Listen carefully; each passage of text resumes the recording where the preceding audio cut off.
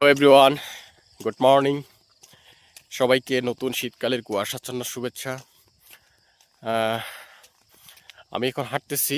আসলে সকালবেলার আবহাওয়াটা খুব নিরিবিলি এবং সুন্দর পরিবেশ। আহ, আর এই সময়টা হাঁটার জন্য বা শরীরচর্চার জন্য উপযুক্ত সময়। আসলে একটা মানুষকে সুস্থ থাকতে গেলে দিনে কমপক্ষে 30 মিনিট হাঁটার দরকার। আমিও ট্রাই করি প্রতিদিনই, সেটা শীত, বর্ষা, গ্রীষ্ম যেই সময় হোক না কেন। তো আপনারাও চেষ্টা করবেন সর্বনিম্ন হলেও 30 মিনিট প্রতিদিন নিয়মিত করে সময় করে হাঁটার জন্য। আর উপরে 40, 50, 1 ঘন্টা যার যতটুকু সময় হয় সেভাবেই আপনারা করবেন। এতে আমাদের শরীরের রোগ প্রতিরোধ ক্ষমতা বেড়ে যায় এবং আমাদের সুস্থ থাকাটা বেশি হয়ে যায় আর কি। তো সকলকে আবারও কুয়াশাচ্ছন্ন শুভেচ্ছা। এই শীতকালকে বরণ করার জন্য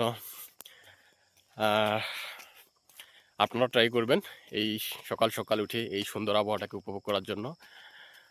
ধন্যবাদ সবাইকে, আবারও শুভ সকাল।